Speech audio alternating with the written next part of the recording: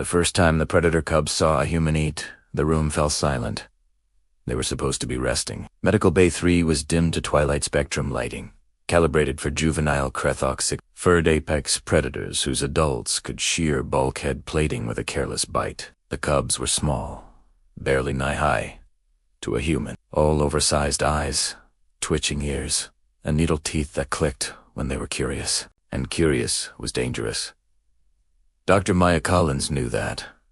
Everyone on Station Ravel 9 did. That was why the observation staff froze when she sat on the floor instead of at the table, pulled a square of bread from a sealed packet, and began to assemble her lunch.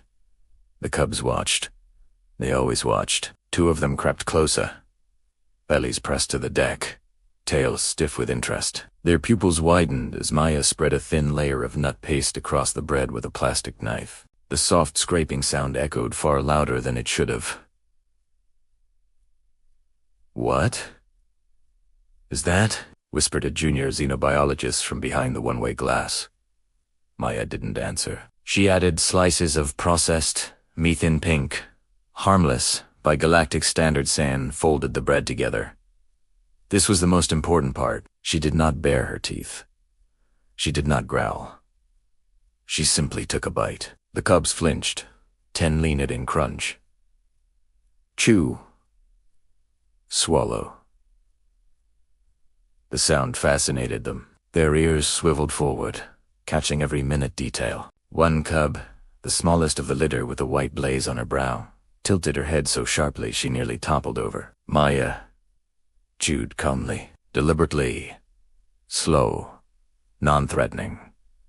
This was how you ate, when surrounded by creatures that could kill you in seconds if they misunderstood a single gesture. She finished half the sandwich, then did something no one expected. She broke off a corner and held it out. Gasps filled the observation booth. The alpha cub snarled not in aggression, but as a warning. A sharp, high-pitched sound that meant asterisk. Mine asterisk. Asterisk. Daenerys. Asterisk. Stay back asterisk. Maya did not move. She placed the piece on the floor between them and withdrew her hand. "Your call," she murmured, her voice low and even. For a long moment, nothing happened. Then the white-blazed cub crept forward. She sniffed the bread, sneezed violently, and recoiled. The other cubs chittered in amusement. Encouraged, she tried again, this time licking it. Her tongue got stuck. She squeaked, startled, hopping backward as the bread clung briefly before falling free. The cubs erupted into chirps and clicks laughter, by KRRTHAK standards. Finally, she bit it. Her eyes widened. She chewed. Paused. Chewed again. Then, very carefully, she swallowed. The entire room held its breath. The cub sat down, looked at Maya, and wagged her tail. Word spread fast across Station Ravel 9. Humans ate. Assembled food. Not raw. Kills. Not. Live. Prey. Not even the nutrient slurry extruded from a tube that most species used. They combined things. Stacked them, pressed them together into soft, portable shapes. The discovery turned the medical bay into the most popular spot on the station. The cubs began to observe, with religious intensity. Every mealtime, they gathered at the edge of the room as Maya ate. Rice bowls, protein bars, fruit slices, soup sipped from a cup. Each action was catalogued, each movement memorized. They didn't beg for food. They studied. Within days, the xenobiologists started logging strange new behaviors. Observation 447b. Cub Alpha no longer immediately consumes provided carcass portions. Instead, it drags them into a pile, rearranges them, and sits and stares for several minutes before eating. Observation 449c. Two cubs are placing organ meat on top of muscle cuts, then removing them, then replacing them again. It appears aesthetic. The breakthrough came when a technician walked into the enclosure and froze mid-step.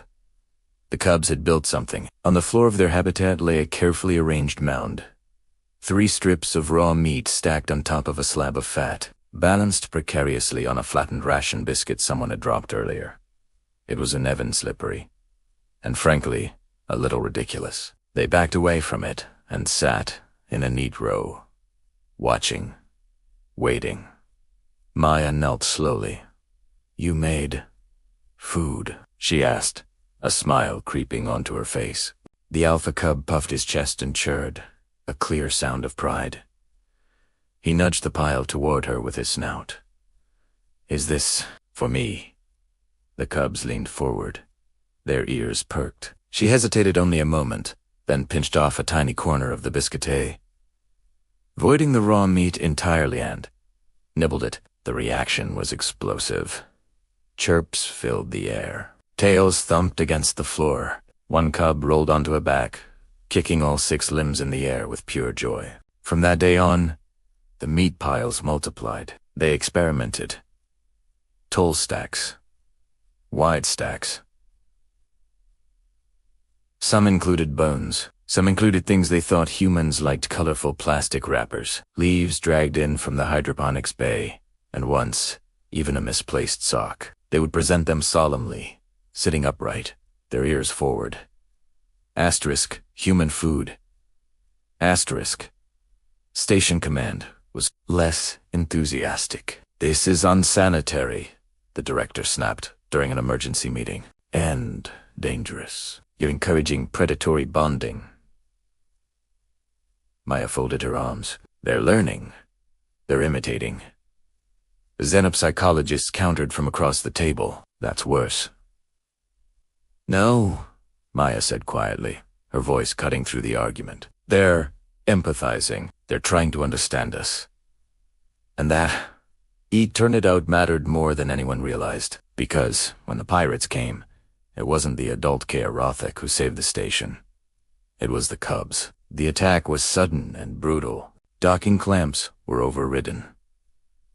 Power flickered. Screams echoed through the corridors as armed boarders flooded in, firing indiscriminately. Maya was in Medical Bay 3 when the lights flashed red. The cubs sensed it instantly. Their playful energy vanished, replaced by a lethal focus. The alpha cub rose, fur bristling, teeth bared, not at Maya, but at the door. She stood between them and the exit. "No," she said firmly. "Stay." They hesitated. Then an explosion rocked the station. The blast door buckled inward with a scream of tortured metal. The cubs roared. Maya dropped to her knees, her heart hammering against her ribs. "Listen to me," she shouted over the blaring alarms. "If you go out there, they'll kill you." The alpha cub looked at her. Then he looked at the meat pile in the corner, today's offering. Half finished, he did something no one had ever recorded. He pushed it toward her. A promise. Then he turned and led the charge. They didn't attack like animals. They attacked like partners. The cubs didn't kill unless they absolutely had to. They dragged intruders down, pinned limbs, and disarmed weapons with careful, precise bites. They worked together, flanking their targets, hurting them, and protecting escape routes they had seen humans use before. They remembered everything. By the time station security regrouped, the corridors were littered with unconscious pirates bound in emergency mesh. Claw-scratched warnings were carved into the walls. "Do not hunt here." Afterward, in the quiet aftermath, Maya found the cubs back in Medical Bay 3. Waiting, the alpha cub nudged the meat pile again. She sat down, exhausted, and this time took a real bite. It was cooked protein she'd smuggled in, placed carefully between 2 ration crackers. The cubs watched, and their tails began to wag. Human food, after all, wasn't just about eating. It was about trust, and somewhere deep in the predator instincts of the Krotha cubs, that lesson had stuck. Thank you so much for watching. If you enjoyed this story, don't forget to hit that like button and subscribe for more content just like this. We'll see ya in the next one.